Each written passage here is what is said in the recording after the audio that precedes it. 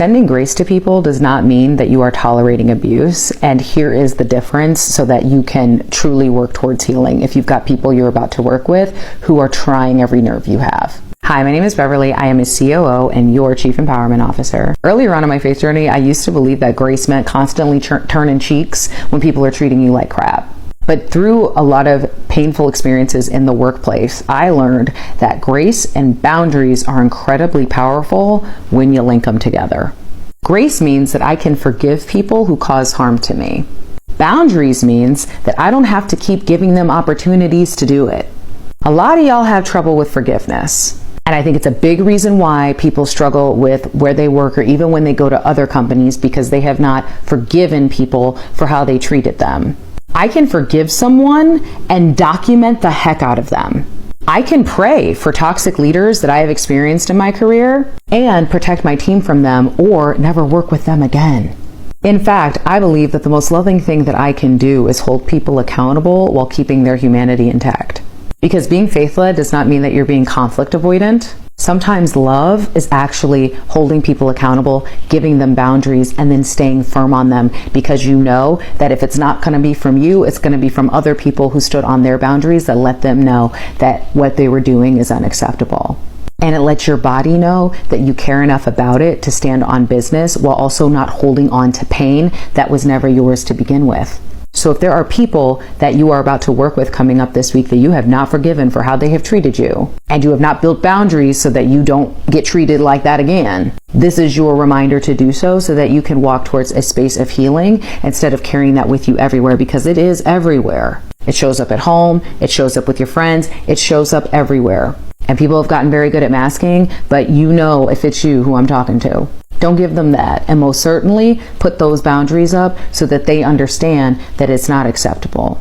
And when you go to somewhere where you are absolutely deserving of better, I want you to turn the other cheek, but you can decide which cheek it is.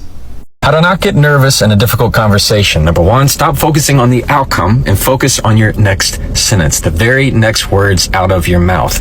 You have to ground yourself in what you know, not in what you fear. And you fear their reaction, their response. You can't control that. Instead, focus on what's real, and that's what you have to say next. Number two, to help with that, break the conversation down into bite-sized chunks. If you try to explain the whole situation in one breath, it puts way too much pressure on the outcome, and that's going to make you nervous. So separate them out. I like to do facts, then feelings, then fixes. It's going to give you quick little boosts and wins when you talk about each segment. And number three, call it out. Tell them you're nervous, but you want to do it in a way that maintains your confidence. So I recommend this template. I may sound nervous, but my purpose isn't. My point isn't. My focus, my resolve isn't. And use that however you need. So try that and follow me. Here's one way that corporations will fire you and make you think it's your fault, and you'll have no clue that actually it was a setup the whole time. Hi, my name is Beverly. I'm a COO and your Chief Empowerment Officer. And this is the How to Play the Corporate Game series because it's a damn game and you're going to win. Premature promotions. Now you might think to yourself, Beverly, if you're promoted, isn't that a good thing? Like, isn't that what people want? Well, yeah, on the surface, of course, a promotion sounds like a whole bunch of opportunity, right? Except for when it is done to set you up. When there is an employee, for whatever reason, that a company has decided that they want out, this can be for a lot of reasons. A lot of times it can have nothing to do with you.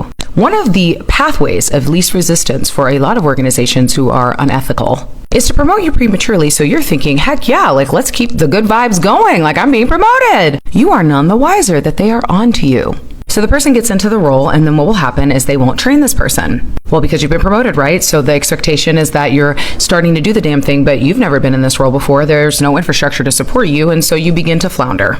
And you're not floundering on your own, right? You are genuinely trying everything you can to meet your expectations. But wait, there's more. If you're transitioning internally, well, they're still expecting you to do the other stuff that you were doing before because they need to fill that role. So now you're doing your previous job as well as the new job, but you've been promoted, right? You got a raise, you got a title. Yeah, because as you start to flounder and not do the job that you got promoted into well, and now also potentially the other job you transitioned from isn't doing well, if that's the case, because you're literally straddling two jobs, one in which you have not been trained to do, that now gives them justification to start documenting you for poor performance. Because now you're in a new role. You're not in the old role. And because you're in that new space, these people can document you because you're not meeting expectations for the new role they just promoted you into. This will also happen if an employee is transitioned internally and then they start slacking off on the role that they're transitioning from before they step into the other role. But either way, it's a pathway. So what happens is then if you are continuing being documented, knock, knock, there's the damn PIP. And so the entire time you are beating yourself up because you know that you aren't meeting your metrics. You know that you're not doing what you wanted to do in the role. You know that you're not succeeding. Meanwhile, the entire time they are giving you barely any resources to help you succeed. Because once they have justification for those expectations not being met and then they PIP you and those expectations still aren't being met because you haven't been trained well to do the job, they're going to terminate you. If they are thinking of terming you this way, they will terminate you. And the entire time you will think it was because you weren't a good leader. You'll think it was because you weren't a good employee. You'll think, wow, I finally got my opportunity and I wrecked it. When in reality, it was a setup from the beginning and there was no way that you would have been able to get yourself out of that situation because you were a new, whatever that new title was. So now you're looking for that new job, you're heading to whatever new opportunity you have, and guess what happens? That company who set you up, you're not thinking about that. You're thinking about the fact that you let yourself and that team down. Because you're thinking, well, I was just promoted. They must have believed in me, right? And if they believed in me and I didn't do the job well, then maybe I'm not cut out for it. When in reality, you were absolutely cut out for it. And they played in your face. And so the way that some of these companies get off scot-free is you spend that time blaming yourself when you should be looking back and go, wait a damn minute. Because I bet for a lot of you, you asked for resources, you asked for support, you asked for whatever. And some of these leaders will gaslight you and say, well, I had to figure it out. If you're truly a leader, figure it out. Yeah, even the best leaders have had to have help at onboarding, okay? And I've done it. And for some people, it'll be years before they look back, or unfortunately, maybe this video, to realize that that company played with you and you were absolutely deserving of that promotion. You just were not deserving of that manipulation. Nobody is.